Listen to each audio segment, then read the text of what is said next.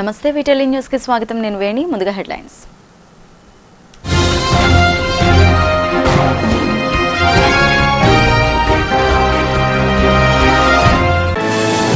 జమ్మూలోని నౌషరా సెక్టర్లో పాక్ ఆక్రమణలపై భారత ఆర్మీ దాడులు. జమ్మూలో శాంతి నెలకొల్పడమే ముఖ్యమన్న భారత ఆర్మీ.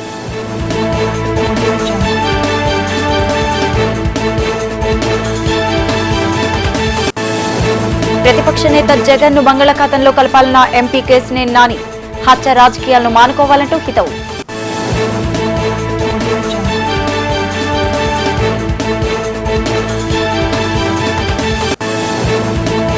సాంకేతికతను ఉపయోగించుకుని ఇక నుండి ఆన్లైన్లో మైనింగ్ సేవలు త్వరలో పూర్తి స్థాయిలో ఆధునీకరిస్తామన్న మంత్రి రంగారావు.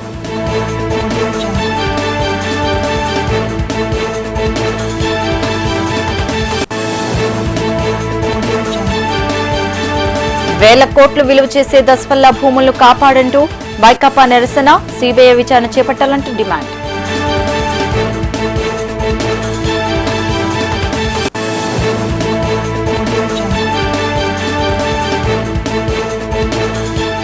ఫిట్మెంట్ ఫార్ములు పెంచి అలవెన్సులు కొనసాగించాలన్న కేంద్ర ప్రభుత్వ ఉద్యోగ సంఘాలు.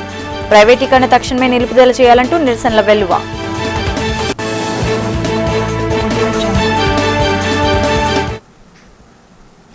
డీటెయిల్స్ చూస్తే ఆర్థికంగా ఎంతో కీలకమైన గనులు భూగర్భ శాఖ అభివృద్ధికి అందరి సహకారం అవసరమని రాష్ట్ర గనులు భూగర్భ శాఖ మంత్రి ఆర్వి సుజయకృష్ణ రంగారావు అన్నారు.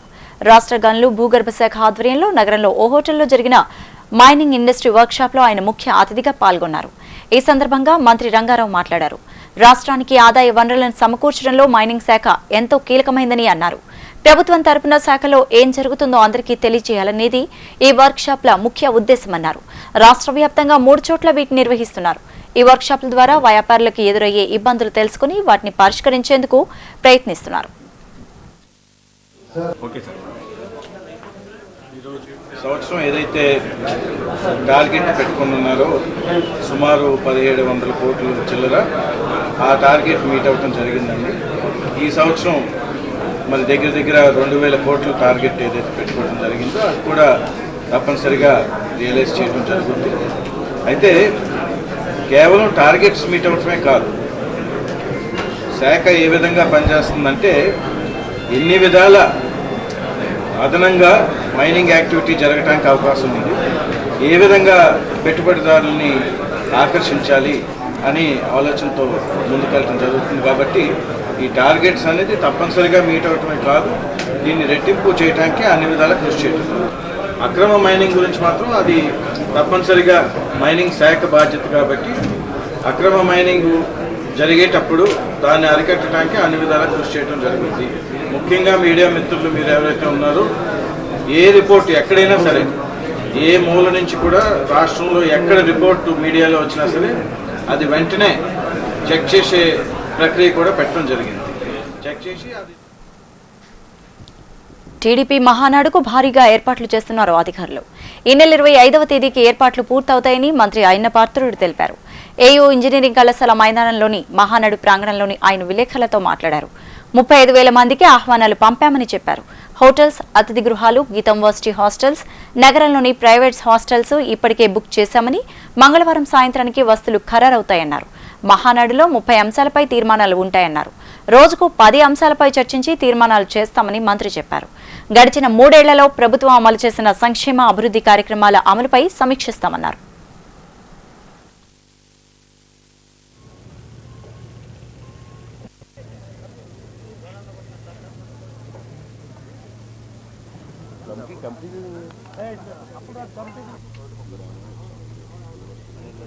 మహానాడు ఏ సందర్భంగా ఏర్పాటు చేస్తున్నామో మీకు తెలుసు. రాబోయే 2 సంవత్సరాల్లో తెలుగుదేశం పార్టీ ఏ విధంగా కార్యక్రమాలని అమలు చేయాలి, ఇప్పటి వరకు అభివృద్ధి కార్యక్రమాలు కానీ సంక్షేమ కార్యక్రమాలు కానీ ఏ విధంగా చేస్తున్నాం,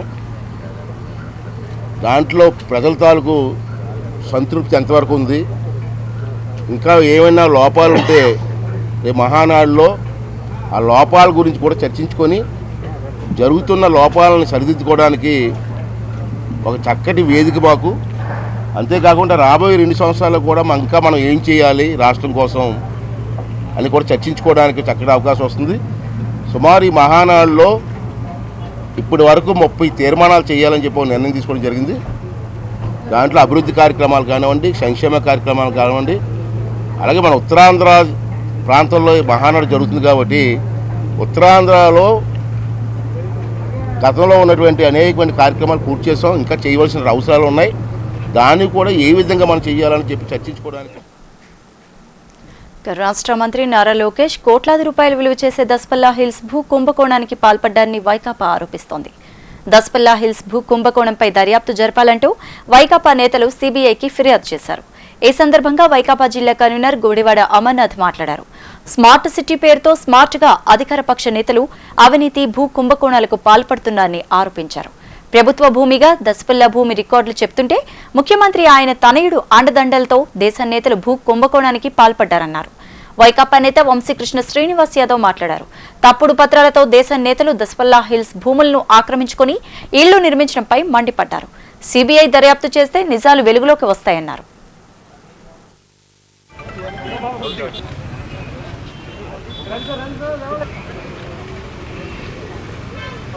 దాదాపు 1000-1500 కోట్లు విలువ చేసేటువంటి భూమిని ప్రైవేట్ వ్యక్తులు కాజేయడానికి చూస్తూ ఉన్నారు. దానికి రాష్ట్ర మంత్రి నారా లోకేష్ అండదండలు, ఆయన పూర్తి ప్రమేయం ఉందని చెప్పి ఒక కాన్స్పిరసీ కనబడుతుంది అన్నటువంటి ఉద్దేశంతో ఈరోజు వైఎస్ఆర్ కాంగ్రెస్ పార్టీ విశాఖపట్నం జిల్లా నాయకత్వం, ఎందుకంటే రాష్ట్రంలో ఉన్నటువంటి వ్యవస్థలు దేని మీద కూడా ఈరోజు నమ్మకం లేవు. రాష్ట్రంలో ఉన్నటువంటి అన్ని వ్యవస్థల్ని ఈరోజు ఈ రాష్ట్ర ముఖ్యమంత్రి మేనేజ్ చేస్తూ ఉన్నాడు. ఎక్కడ కూడా ఈరోజు ఆయన చేస్తున్నటువంటి అవినీతి కానీ, ఆయన చేస్తున్నటువంటి అక్రమాలు కానీ ఎక్కడ బయటపడకుండా ఆయన ప్రయత్నం చేస్తూ ఉన్నాడు. అందుకనే central bureau of investigation CBI ద్వారా ఒక కంప్లైంట్ లాంచ్ చేసి దీని మీద ఇన్వెస్టిగేషన్ చేయాలని చెప్పి ఈరోజు ఎస్పీ గారిని కోరడం జరిగింది, సిబిఐ ఎస్పీ గారిని కోరడం జరిగింది. దానికి ఆయన కంప్లైంట్ మేము తీసుకుంటున్నాం అన్నటువంటి మాట చెప్పారు. చెప్తూ మేము ఏదైనా ఇన్వెస్టిగేషన్ చేయాలంటే హైకోర్టు నుంచి కానీ సుప్రీంకోర్టు నుంచి కానీ మాకు డైరెక్షన్స్ ఉండాలి. ఎందుకంటే దీంట్లో ఏది కూడా సెంట్రల్ గవర్నమెంట్కి సంబంధించినటువంటి ప్రాపర్టీస్ కానీ ఇది కానీ లేదు కాబట్టి మాకు హైకోర్టు నుంచి డైరెక్షన్స్ ఉంటే తప్పకుండా మేము దీని మీద ఇన్వెస్టిగేషన్ స్టార్ట్ చేస్తాం, కంప్లైంట్ మాత్రం తీసుకుంటున్నాం అన్నటువంటి మాట చెప్పారు. తప్పకుండా దీని మీద హైకోర్టుకు వెళ్ళి డైరెక్షన్స్ తీసుకొని వచ్చి సిబిఐ ద్వారా ఎంక్వైరీ జరిపించి దీంట్లో ప్రధాన ముద్ద అయినటువంటి నారా లోకేష్ని ఓసులు లెక్కబెట్టేటువంటి కార్యక్రమం వైఎస్ఆర్ కాంగ్రెస్ పార్టీ చేస్తుంది. ప్రధానమైనటువంటి భూమి విశాఖపట్నం ప్రజలకి స్మార్ట్ సిటీ. రాష్ట్ర వ్యాప్తంగా ఇంజనీరింగ్, ఫార్మసీ, పీజీ కోర్సుల్లో ప్రవేశాలకు నిర్వహించిన ఏపీ పీజీ ఈసెట్ 2017 ఫలితాలను రాష్ట్ర విద్యాశాఖ మంత్రి గంటా శ్రీనివాసరావు సోమవారం విడుదల చేశారు. విశాఖపట్నం ఆంధ్ర యూనివర్సిటీలోని వైవీఎస్ మూర్తి ఆడిటోరియంలో ఈ ఫలితాలకు సంబంధించిన సీడీని మంత్రి గంటా విడుదల చేశారు. అనంతరం ఆయన విలేకరులతో మాట్లాడారు.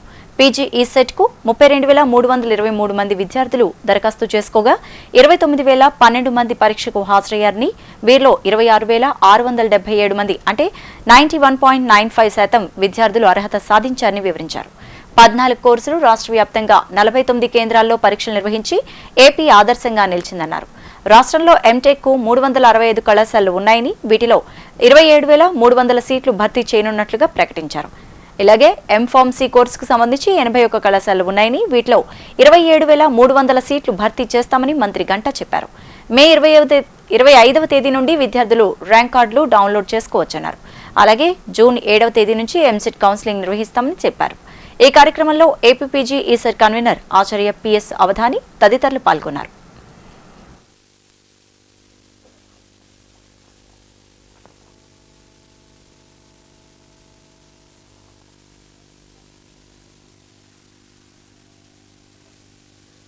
దీన్ని మనం మొత్తం 3 రోజుల పాటు 10/5/2017 నుంచి 12/5/2017 దాకా ఈ ఎగ్జామినేషన్ మొత్తం కండక్ట్ చేశారు. దీంట్లో ఒకసారి మొత్తం అప్లై చేసిన క్యాండిడేట్స్ చూస్తే 32,323 మంది ఈ పీజీ సెట్కి అప్లై చేశారు.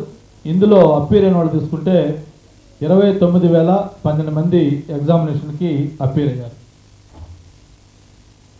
అలాగే ఇందులో క్వాలిఫై అయిన వాళ్ళు చూసుకుంటే 26,677 మంది ఈ ఎగ్జామినేషన్లో క్వాలిఫై అయ్యారు.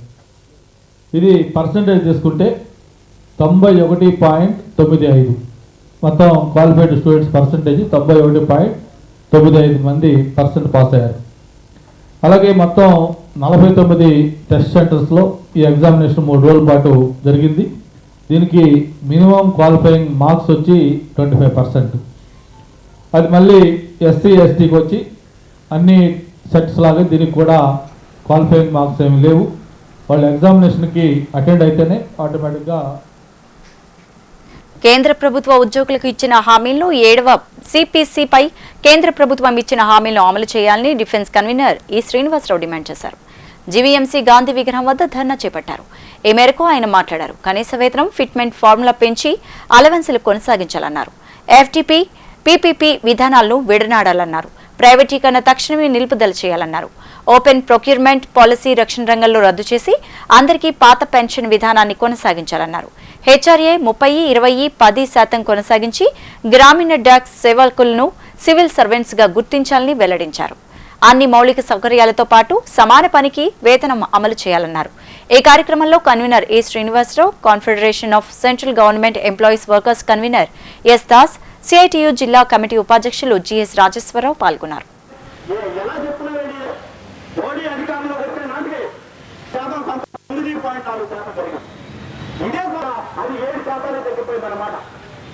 కేంద్రంలో అత్యంత సీనియర్లు అయినటువంటి గ్రూప్ ఆఫ్ మినిస్టర్స్ అయిన గౌరవనీయులు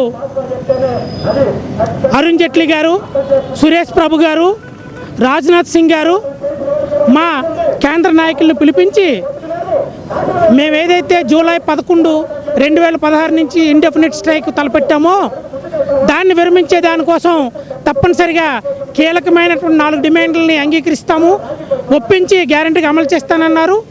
ఒకటి, మేము ఏదైతే కోరుతున్నటువంటి 26,000 మినిమం పే ఉండాలని, అలాగనే మల్టీప్లయింగ్ ఫ్యాక్టర్ 3.67% ఉండాలని, నేషనల్ పెన్షన్ సిస్టమ్ అదే న్యూ పెన్షన్ స్కీమ్ని రద్దు చేయాలన్నటువంటిది, అలాగనే ఏదైతే పే కమిషన్ 7వ వేతన సంఘం ఇచ్చిందో పాత పెన్షనర్స్కి ఆప్షన్ 1 ఏదైతే ఉందో దాన్ని యథాతథిగా అమలు జరపాలనేటటువంటి ఏవైతే ఇచ్చామో వాటిని కేంద్ర ప్రభుత్వం నిర్లక్ష్యం చేసింది. ఇప్పటివరకు అమలు జరపకపోవడం అనేది అత్యంత శోచనీయమని.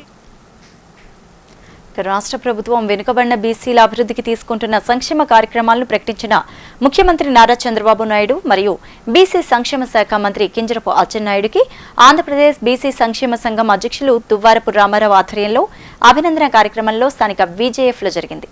ఈ సందర్భంగా దువ్వారపు రామారావు మాట్లాడారు. తెలుగుదేశం పార్టీ హయాంలో 11 ఫెడరేషన్ల పాలక వర్గాలను నియమించడం జరిగిందని, 32 అత్యంత వెనుకబడిన కులాలకు దేశంలోనే మొదటిసారిగా ఎంబీసీ కార్పొరేషన్ ఏర్పాటు జరిగిందని అన్నారు. 25 నుంచి 30 మంది సభ్యులున్న గ్రూపుల్లో పరిపాలనా ఇబ్బందులు గమనించి ప్రభుత్వం 5 సభ్యులతో ఉన్న గ్రూపులకు కూడా రుణ సౌకర్యం వర్తిస్తుందని అన్నారు. ఈ సందర్భంగా బీసీ కులాల అత్యున్నతికి తోడ్పడుతున్న రాష్ట్ర ప్రభుత్వానికి ధన్యవాదాలు తెలియజేశారు. ఈ కార్యక్రమంలో వివిధ బీసీ కులాల నాయకులు పాల్గొన్నారు.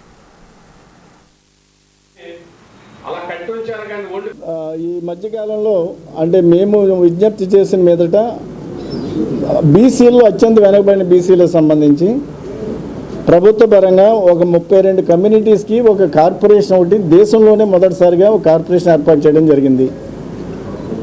ఆ కార్పొరేషన్లో చాలా చిన్న చిన్న కమ్యూనిటీస్ అన్నింటినీ కూడా BCA గ్రూప్లో ఉన్న కమ్యూనిటీస్ అన్నింటినీ కూడా ఒక చోట తీసుకొచ్చి కొంత ఒక కార్పొరేషన్ ఏర్పాటు చేయడం, కొంత మనీ కూడా బడ్జెట్లో ఎలకేట్ చేయడం కూడా జరిగింది. That is the first point.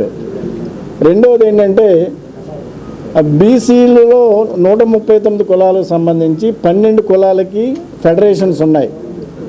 అందులో గీత కార్మిక ఫెడరేషన్ ఒకటి వస్తుంది, అదేవిధంగా మత్స్యకారిది కూడా ఉంది. అది కాకుండా Take a short break in VTL News. అందమైన పొత్తి కడుపు తోలు తిత్తిగా మలచినందుక సోయగాల గుండెలను పాలిండ్లుగా మార్చినందుక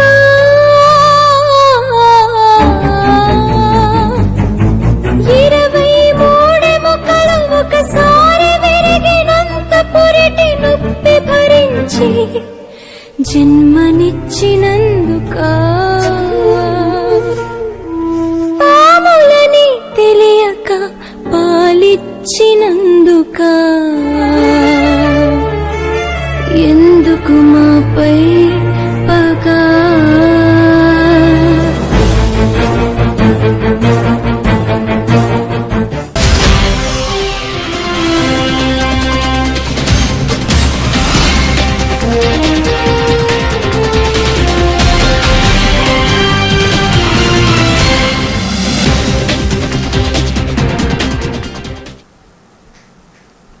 బ్యాక్ టు న్యూస్.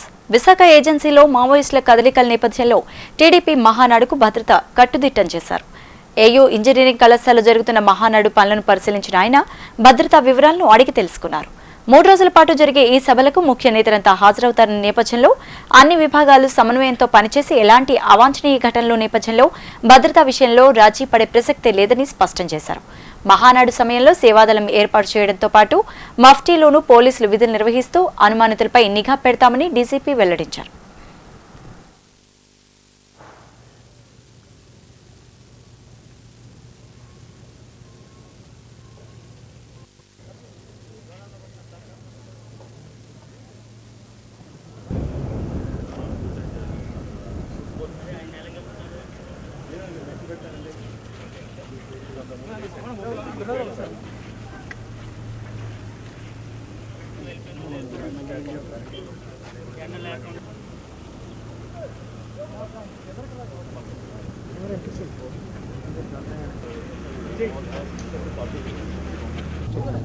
సెక్యూరిటీ చాలా ప్రధానం.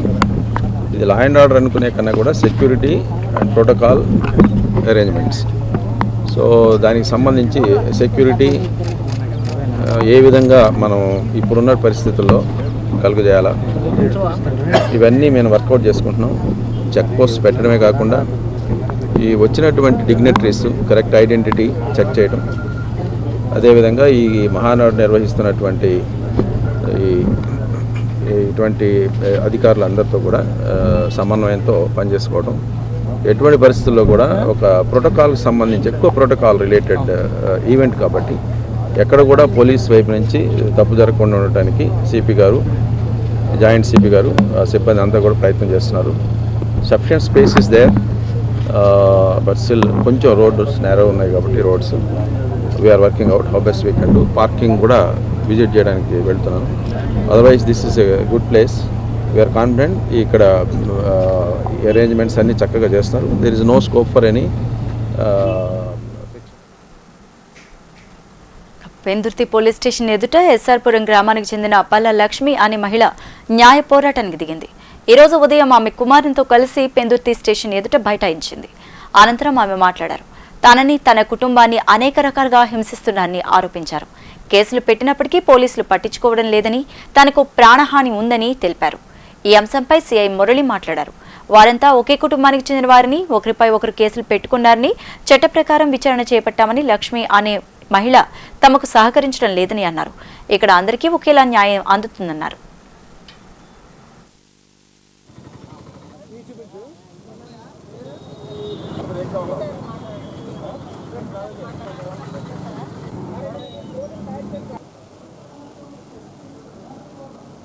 వాళ్ళు కొట్టి నన్ను తిరిగి నా మీద రివర్స్ కేసు పెట్టారండి. అయితే సాక్ష్యం కావాలి సార్ నాకు.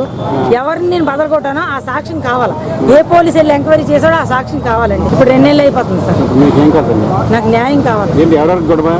మా బావగారికి, మాకును, మా కొడుకులు, కోడళ్ళు మొత్తం అందరూ ఇంటందరూ మొత్తం వచ్చి నన్ను కొట్టడానికి, చంపడానికి ప్రయత్నిస్తున్నారు. కేసు పెట్టా వాపస్ తీసుకుంటా తీసుకోవా, లేకపోతే నేను లేపియాలా.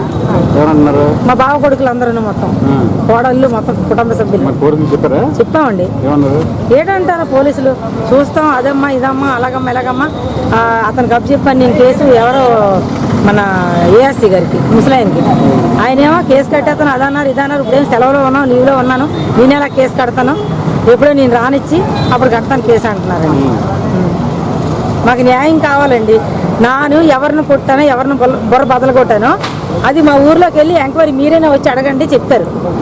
ఒకవేళ నేను నిజంగా కొట్టానని ఎంక్వైరీ తెలితే నన్ను తీసుకెళ్ళి అరెస్ట్ చేయమనండి. నేను కొట్టలేదు. పారిశ్రామిక ప్రాంతంలో ఉన్నటువంటి 46, 47 వార్డుల పరిధిలోని రామ్నగర్, కోడిపందాల దిబ్బ ప్రాంతాల్లో GVMC zone 4 commissioner Ramanamurthy, AMHO doctor మురళీమోహన్లతో కలిసి మున్సిపల్ కమిషనర్ హరినారాయణ ఆకస్మికంగా పర్యటించారు. గడ్డలు, డ్రైనేజీలు, మంచినీటి సరఫరా తదితర అంశాలపై సంబంధిత అధికారులను అడిగి తెలుసుకున్నారు. రోడ్లపై చేపట్టిన అక్రమ నిర్మాణాలపై మండిపడ్డారు. తక్షణమే అక్రమ నిర్మాణాలను తొలగించాలని సంబంధిత అధికారులకు ఆదేశాలను జారీ చేశారు. వృధాగా పోతున్న మంచినీటిని అడ్డుకట్ట వేయాలన్నారు. ఈ సందర్భంగా హరినారాయణ మాట్లాడారు. జూన్ 5వ తారీఖున వరల్డ్ ఎన్విరాన్మెంటల్ డే పురస్కరించుకొని జీవీఎంసీ పరిధిలో ఉన్న 72 వార్డుల్లో పర్యటించి ప్రజలకు తడి, పొడి చెత్త వేరు చేయడంపై అవగాహన కల్పిస్తున్నట్లుగా చెప్పారు. దానిలో భాగంగానే వార్డుల్లో విస్తృతంగా పర్యటిస్తున్నట్లు పేర్కొన్నారు. ఆయనతో పాటుగా వివిధ విభాగాల అధికారులు, స్థానిక టీడీపీ నాయకులు తదితరులు పాల్గొన్నారు.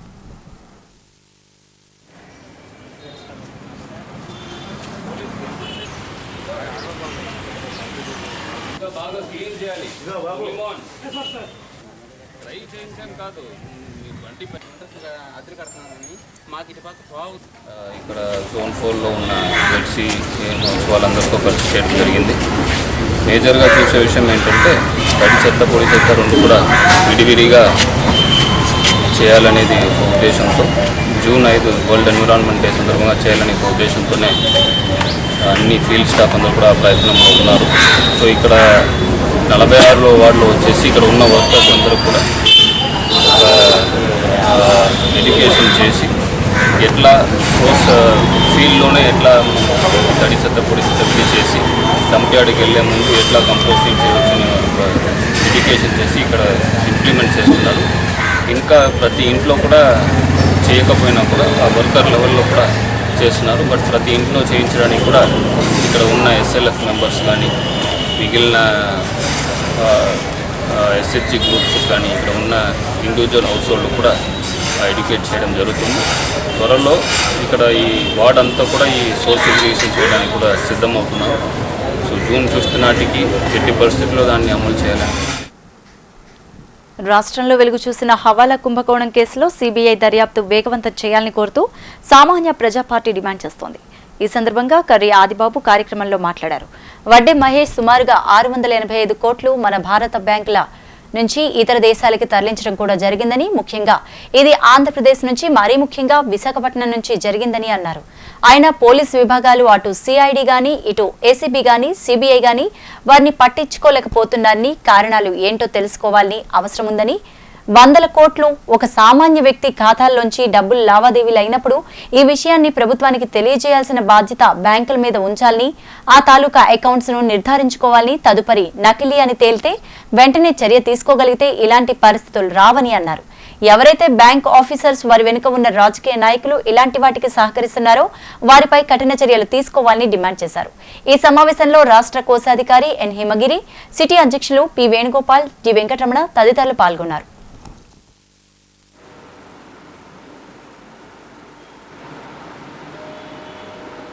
ఈరోజు వడ్డీ మహేష్ భాగవతం మనందరం కూడా చూసాం.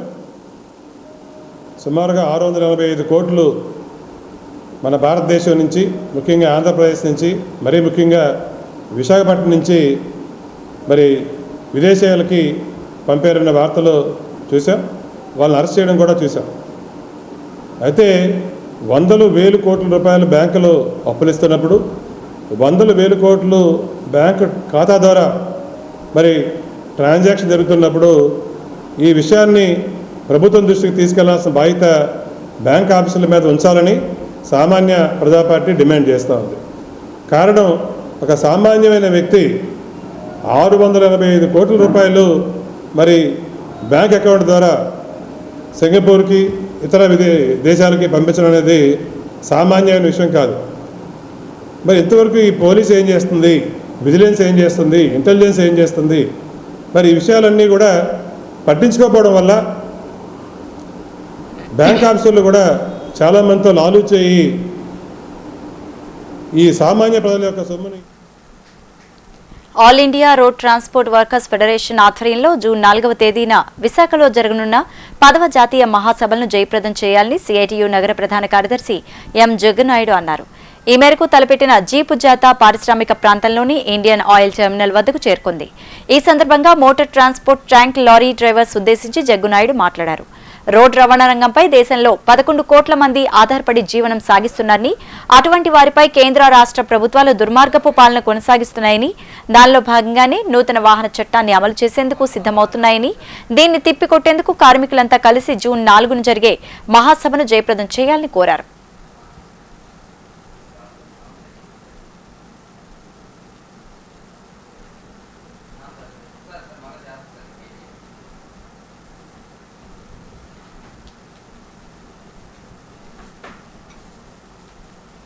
నాలుగు, 5, 6 ఈ 3 రోజుల్లో విశాఖపట్నంలో మన all India road transport workers federation తాలూకా జాతీయ మహాసభలు జరగబోతూ ఉన్నాయి.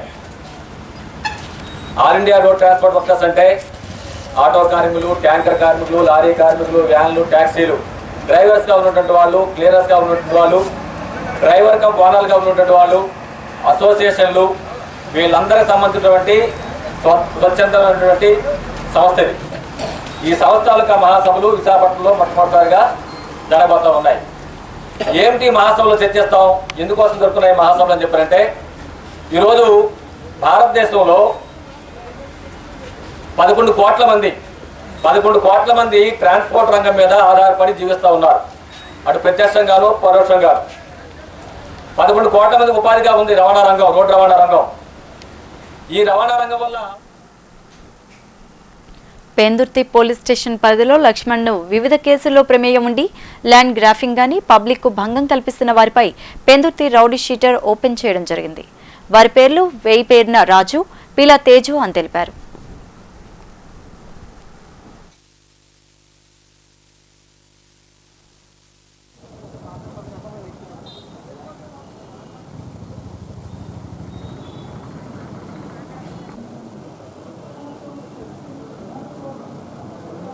రికార్డ్ చేశారు. కొట్టడానికి ప్రయత్నించి కానీ భయపడి పారిపోయి ఊళ్ళోకి గొల్లపేట రాగా అక్కడ అంటే గత కొన్ని సంవత్సరాలుగా పెందుర్తి పోలీస్ స్టేషన్ నందు నమోదైనటువంటి కేసుల తాలూకా వివరాల ప్రకారం ల్యాండ్ గ్రాబింగ్ కావచ్చు, లేదా పబ్లిక్ పీస్ అండ్ ట్రాంక్విలిటీకి ఎవరైతే భంగం కలిగిస్తున్నారో వారిపైన రౌడీ షీట్స్ ఓపెన్ చేయడం జరిగింది. ఆ క్రమంలో వాయుబోయిన రాజు మరియు పేలా తేజ అనే వారి మీద కూడా రౌడీ షీట్స్ ఓపెన్ చేయడం, పై అధికారుల ఉత్తర్వుల ప్రకారం ఓపెన్ చేయడం, వాటిని మెయింటైన్ చేయడం జరుగుతుంది. సార్ ఎన్ని కేసులు రౌడీ షీట్లు ఓపెన్ చేస్తారు, లేకపోతే అంటే యథమిద్దంగా ఇన్ని కేసులు మాత్రమే రౌడీ షీట్ ఓపెన్ చేయడానికి ఉండాలని ప్రత్యేకంగా ఏం లేదండి.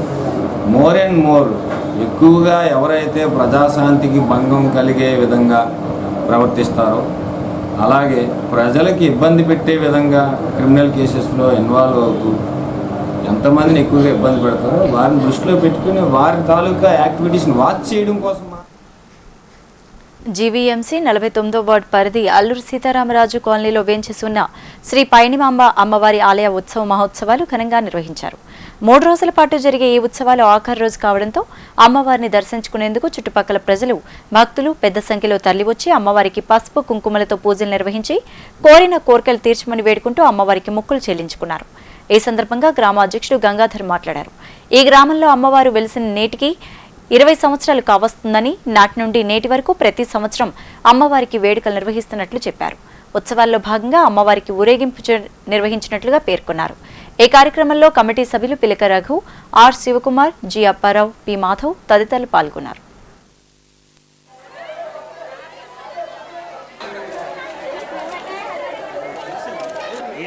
ఈ పండుగ ఎంత వైభవంగా జరుగుతుందంటే మేమందరూ గర్వించదగ్గ విషయం. ఎందుకంటే గత 20 సంవత్సరాల నుండి ఎక్కడెక్కడ నుంచి వచ్చి ఇక్కడ నివాసం ఉంటూ ఒక మారుమూల ప్రాంతంగా ఉంటూ మేము కష్టపడి అనేక సేవా కార్యక్రమం ముందుంటూ మేమంతా మేము స్వయం కృషితో ముందుకొస్తూ సో ఈరోజు ఈ స్థాయికి వచ్చామంటే అమ్మవారి ఆశీస్సులతో ఒక స్థాయిలో వచ్చాం. సో ఇందుకు నాకు పార్టీలతో సంబంధం లేదు, అందరూ ఒక యూనిట్గా ఉండి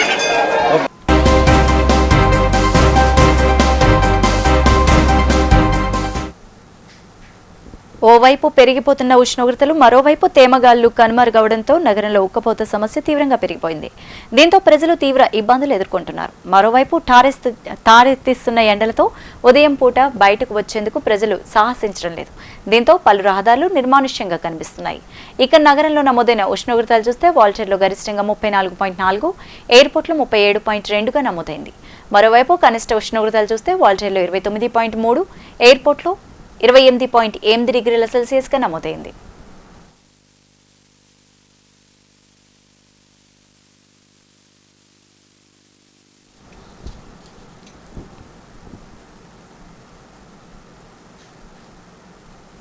బులెటిన్ ముగించే ముందు హెడ్లైన్స్ మరోసారి.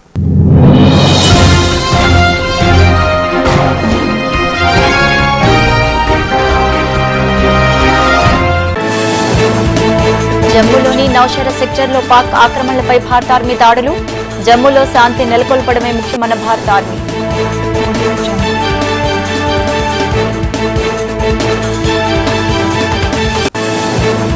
ప్రతిపక్ష నేత జగన్ ను బంగాళాఖాతంలో కలపాలన్న ఎంపీ కేసినేని నాని.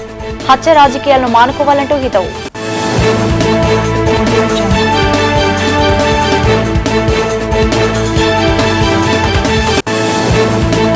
సాంకేతికతను ఉపయోగించుకుని ఇక నుండి ఆన్లైన్లో మైనింగ్ సేవలు త్వరలో పూర్తి స్థాయిలో ఆధునీకరిస్తామన్న మంత్రి రంగారావు.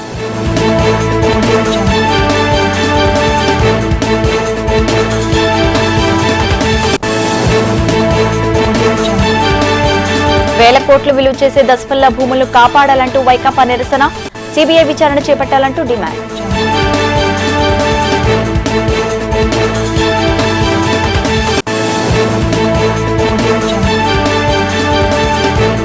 ఫిట్మెంట్ ఫార్ములా పెంచి అలవెన్సులు కొనసాగించాలన్న కేంద్ర ప్రభుత్వ ఉద్యోగ సంఘాలు. ప్రైవేటీకరణ తక్షణమే నిలుపుదల చేయాలంటూ నిరసనల వెలువ.